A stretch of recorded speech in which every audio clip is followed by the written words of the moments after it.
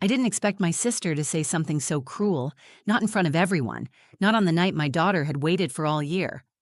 We were sitting in the second row of the auditorium. Leora, my 9-year-old daughter, had just stepped onto the stage. Her hair was pulled back into a neat bun, her blue tutu catching the stage lights.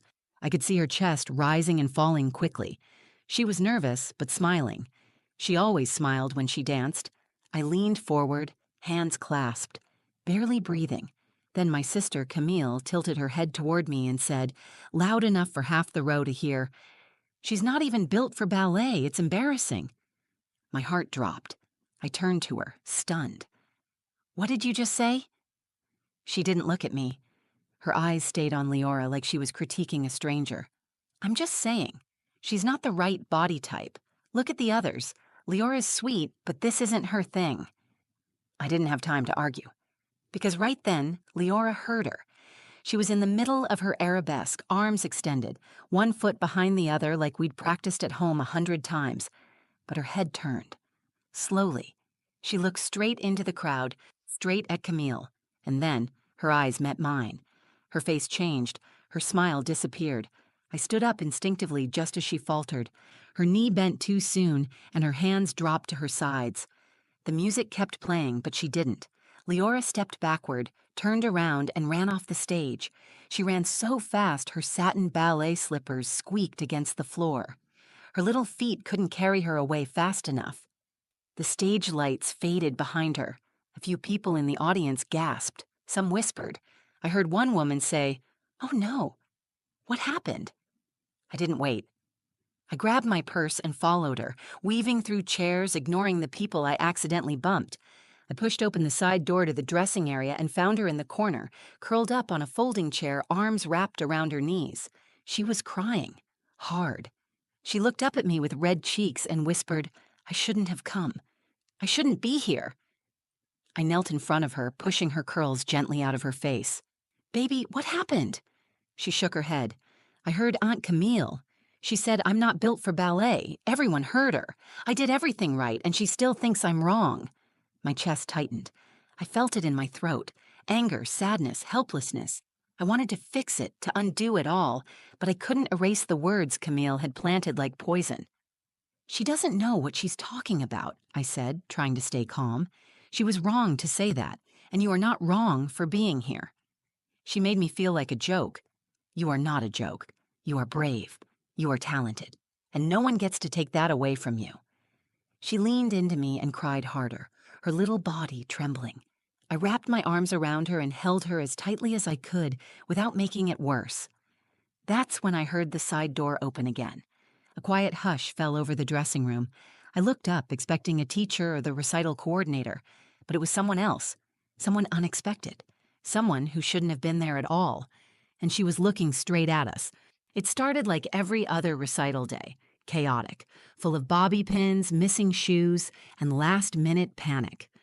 Leora was up before I even knocked on her door, already stretching in her pajamas, humming the song she'd be dancing to for the 100th time. It was Claire de Lune, her favorite piece, the one she insisted on using for the spring showcase. She said it made her feel like she was flying. She's only 9, but there's something in her when she dances that makes people stop and stare. It's not perfection. She doesn't have razor-sharp technique, but she dances with a kind of joy you can't fake. When she moves, she believes it, and when she believes, so do you. We live in a quiet part of Oregon. It's not a big dance town. Our studio is small, 2 mirrored rooms above a hardware store, but the teachers care. Miss Katie, her coach, once told me that Leora reminded her of herself as a child, not because she was flawless, but because she danced like she had something to say. Leora and I are a team. Her father hasn't been around since she was 3. There's no drama there, just silence. She doesn't ask about him often. When she does, I give her what truth I can. Mostly, it's just been the two of us. I work full-time at a local dental clinic, and she knows how to pack her own snacks and carry her own dance bag. She's growing up fast, but she still wants me backstage for every show. We arrived at the community center just before noon. She was buzzing with nerves, her hands cold, cheeks pink. I helped her into her costume in the crowded dressing room. Little girls in sequins ran around squealing, the smell of hairspray already thick in the air. Leora stood still while I pinned her bun and adjusted her tutu. "Are you nervous?" I asked. She shrugged. "A little, but mostly excited. I want to show them how I feel when I dance." I kissed her forehead. "You will." Camille arrived 15 minutes before the show started. My sister is everything I'm not. Poised, polished, the kind of woman who makes people sit up straighter when she enters a room. She danced competitively in high school, made it all the way to a regional scholarship program. She didn't go professional, but she never really let go of the world. Ballet lives in the way she walks, the way she talks, and the way she critiques everyone without blinking. When I saw her walking toward us in the hallway, heels clicking against the tile, my stomach tightened. We hadn't spoken much lately. She said she'd come to support Leora, but I was already bracing for a comment, some offhand remark that would sting more than it should. She hugged Leora briefly, smiled, and said, "You look lovely." Leora beamed. "Thanks, Auntie Camille."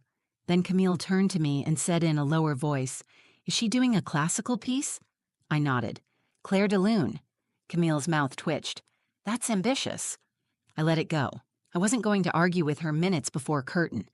We made our way to our seats. Camille sat beside me, her legs crossed, watching the stage like she was a judge at a competition. I tried to focus on the dancers. The lights were dim, the audience hushed. I looked for Leora behind the curtain. I could just see the edge of her tutu as she waited for her cue. Then the music started. She walked onto the stage slowly, gracefully, arms curved, head high. Her face was serious but calm. Felt a wave of pride rise in my chest. This was her moment. She'd worked so hard for this.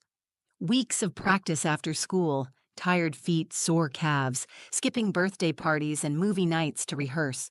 I'd watched her fall asleep in her leotard some nights, clutching a stuffed animal in one hand and a rolled-up floor routine in the other.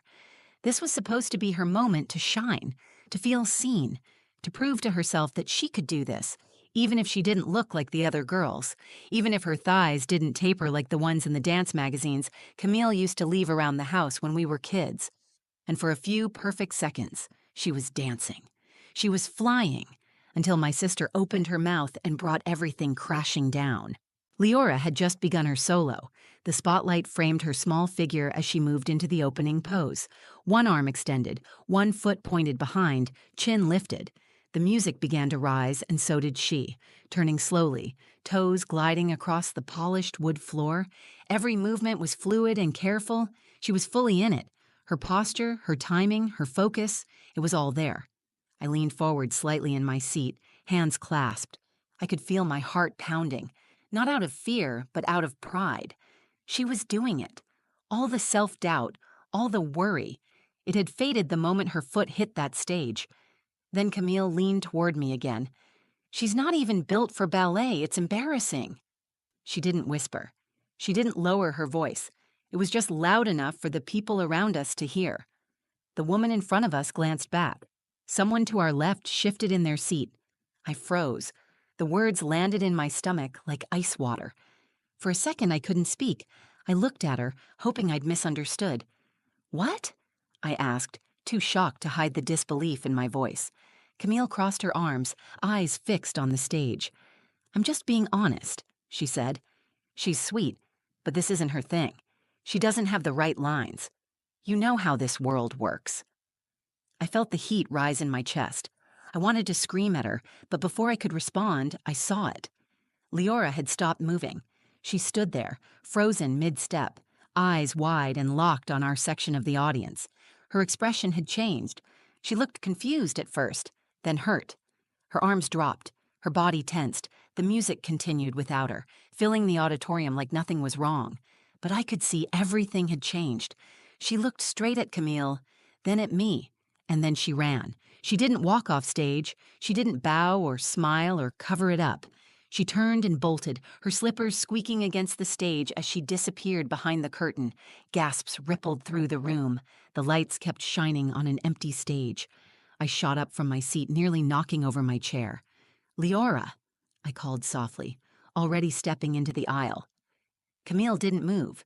She stared straight ahead like nothing had happened. I rushed past other parents, my heart racing.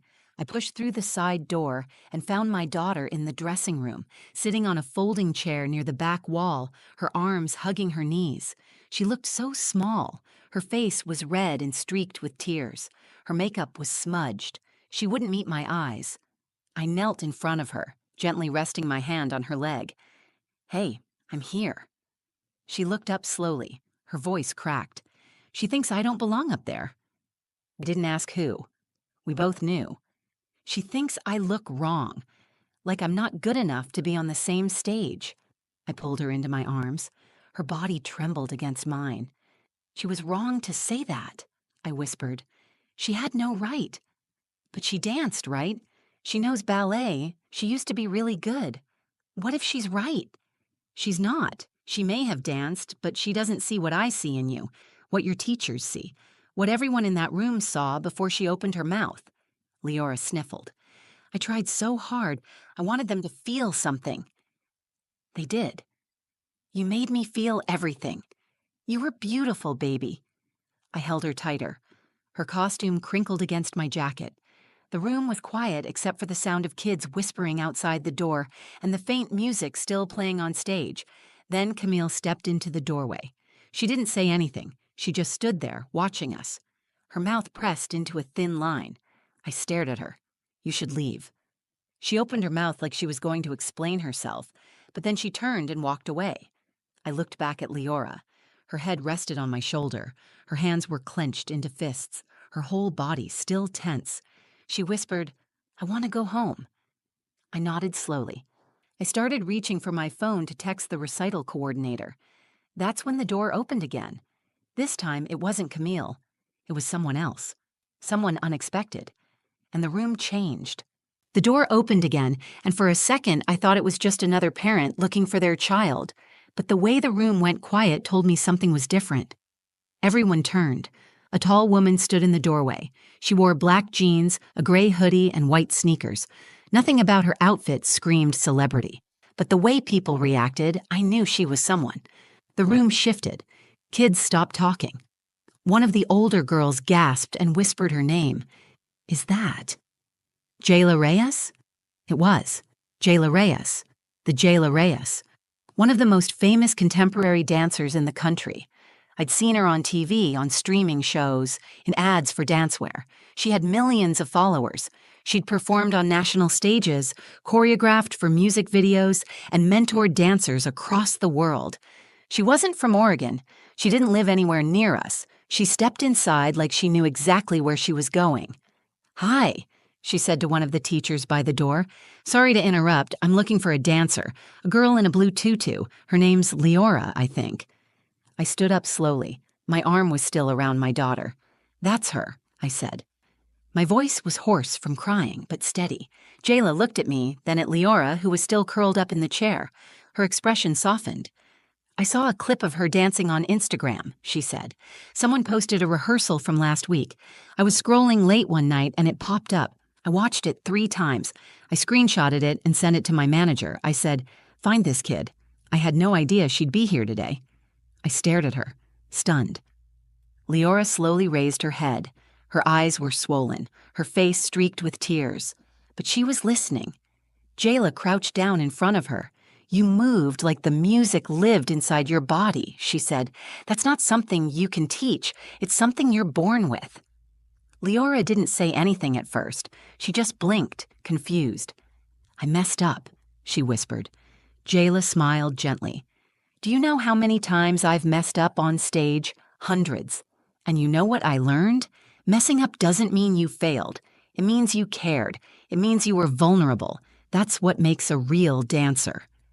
Leora looked at me, then back at Jayla. "You're really her?" she asked, her voice small. Jayla nodded. "I'm really me. And I really saw you dance. And I meant it when I said you have something special."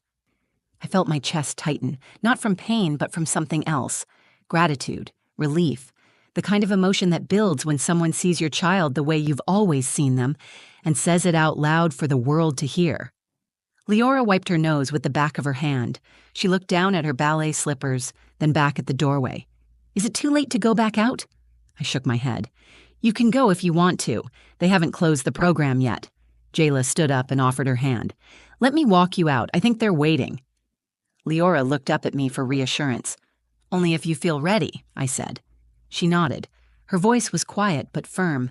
I want to finish. I helped her to her feet. Her hair was messy now, her makeup a little smudged, but it didn't matter. She looked stronger than she had when she first stepped on stage, like something inside her had changed. Jayla walked beside her, hand gently on her back. We made our way toward the hallway. As we reached the edge of the stage entrance, the coordinator met us with wide eyes. Is she going back on? Yes, I said. She's ready now. Jayla smiled. Give her the music, let her start fresh. The coordinator nodded and rushed to the sound booth. The lights dimmed again. The crowd, still murmuring from the earlier interruption, fell silent as the first notes of Clair de Lune began again. And this time, when Leora stepped back onto the stage, she wasn't dancing to prove anything. She was dancing because she remembered who she was, and everyone in that auditorium could feel it. Leora stood center stage. This time, her steps were quiet but confident. The lights warmed her skin. Her arms moved gracefully into position, her chin lifted. The opening notes of Clair de Lune floated through the auditorium. No one in the audience made a sound. I sat back down in my seat, breath caught in my throat. Jayla stood near the side of the stage, arms crossed, watching. Camille had returned to her seat but hadn't said a word since. She sat stiff, arms folded, eyes locked on the stage. Leora began to dance. She didn't rush. She didn't hesitate. She moved with intention. Every step, every turn, every extension of her fingers was full of feeling. It wasn't about precision anymore. It wasn't about impressing anyone. It was about finishing what she had started, on her terms. Her foot arched and pressed into the floor, gliding with control as she turned in slow pirouettes. She reached upward, holding poses longer than she ever had in rehearsal. Her back curved like she was lifting her whole body toward the sky. She wasn't performing. She was telling a story. Her story. The audience leaned in. There were no fidgeting programs, no side conversations. People watched with stillness, as if afraid to blink. I glanced at Camille. Her expression had changed. Her jaw was clenched, but her eyes were glossy. Whether it was regret or surprise, I didn't know. Maybe both. She looked like someone who had just realized how wrong she had been and didn't know how to undo the damage. When the music reached its softest moment, Leora paused at the edge of the stage. Her arms unfolded slowly, gently, like a wave rolling back into the ocean. Then she stepped forward, her final pose blooming outward like a flower opening in full light. The music faded. For a beat, the room was silent. Then the entire auditorium erupted in applause. It wasn't polite. It wasn't obligatory. It was loud, full, real. People stood. Parents clapped with both hands. Kids cheered. Even a few teachers wiped their eyes. Jayla stepped forward and clapped with a slow, steady rhythm, smiling with pride. The judge, who had been seated quietly near the tech booth, stood up. She was a stern-looking woman in her 60s, dressed in black, her silver hair pulled into a tight braid. She rarely showed emotion during events. But now she walked forward, stopped near the edge of the stage, and spoke directly into her microphone. I wasn't planning to say anything today, she said. But after what I just witnessed, I need to speak. The room quieted again. I've judged hundreds of recitals. I've watched countless young dancers. But what I just saw reminded me why I fell in love with dance in the first place. It wasn't flawless technique that moved me. It was courage. That young dancer came back on stage after something painful, and she danced not out of pride but out of love. That is what ballet is meant to be. She turned to face the stage more directly. Leora, you have a gift, and it's not just in your movement. It's in your heart. Don't let anyone try to define what you should look like or how far you can go. You already showed us what greatness looks like. Leora's lips parted in surprise. Her hands were clasped in front of her chest. For a moment, she looked stunned. Then she smiled. Not a big performative grin, but something deeper. The kind of smile that said she finally believed it for herself. She stepped back, curtsied deeply, then exited the stage with her head held high. I met her in the wings. She ran into my arms, tears still fresh but full of joy this time. "I did it," she whispered. "You did more than that," I said. "You showed them who you are." Jayla walked up behind us and placed her hand gently on Leora's shoulder. "I meant what I said. If you ever want to train in Los Angeles, I'll make sure you're seen." Leora blinked. "Really?" Jayla nodded. "I don't offer that to just anyone." Camille approached slowly. She looked at me, then at Leora. "I owe you an apology," she said. "I was wrong." Leora didn't answer. She just nodded politely and turned back toward me. She didn't need Camille's validation anymore. She had found something better. She had found her voice. After the recital, the parking lot was lit by the soft orange glow of the setting sun. Parents gathered near their cars, still buzzing about the performances. Some were taking photos, others were hugging their kids and handing them flowers. Leora clutched a small bouquet one of her classmates had given her and kept looking up at me like she couldn't quite believe everything that had just happened. "I thought today was going to be the worst day," she said, her voice still hoarse from crying earlier. "But it turned out kind of perfect." "It wasn't perfect," I said. "It was real. And that made it beautiful." She smiled and leaned against me. I could feel how tired she was, not just physically, but emotionally. Her eyes were puffy, her shoulders finally relaxed. She had carried the weight of that moment all on her own and came out stronger for it. We walked to the car in silence for a few steps. Then we heard footsteps behind us. Camille. She walked up slowly, one hand wrapped around her purse strap, the other dangling awkwardly at her side. She looked uncomfortable, not defensive, just unsure. That was rare for her. "I just wanted to say something," she said. Leora stood quietly, half shielded behind me. "I shouldn't have said what I said. It wasn't fair. And it wasn't true. You danced beautifully. I was wrong." Leora didn't say anything right away. She looked at me, then back at Camille. "Okay," she said quietly. Camille nodded, her face tight with regret, then turned and walked away without another word. We got in the car. As I buckled my seatbelt, I looked in the rearview mirror. Leora was staring out the window, holding the flowers in her lap. "Do you want to talk about it?" I asked. She shook her head. "Number, I just want to remember the good parts." I nodded. That felt right. That night, after she fell asleep, I sat on the couch and thought about everything that had happened. I thought about the months of practice, the years of watching her twirl through the living room, the sound of her laughter when she danced barefoot in the kitchen. I thought about how close she had come to giving up and how one stranger had walked in at the exact right moment and reminded her she mattered. But more than anything, I thought about the strength it took for her to go back out there. Not because I asked her to, not because someone expected it, but because she wanted to finish what she started. That kind of strength isn't taught in dance class. It comes from inside. It comes from being hurt and standing up anyway. There are 1,000 ways a child can be discouraged. One careless comment, one rolled eye, one muttered insult can burrow deep and fester. But there are also 1,000 ways a child can be lifted. One kind word, one second chance, one person believing in them when they need it most. That day, my daughter learned what it means to fight for herself, and I learned what it means to truly protect her. It's not just about standing up to the people who hurt her. It's about helping her see the light inside herself when someone tries to dim it. It's about reminding her that her body, her voice, her art, none of it needs to meet someone else's standard to be valid. She doesn't need to be built for ballet. Ballet needs to be rebuilt to hold girls like her. Since that recital, Leora hasn't stopped dancing.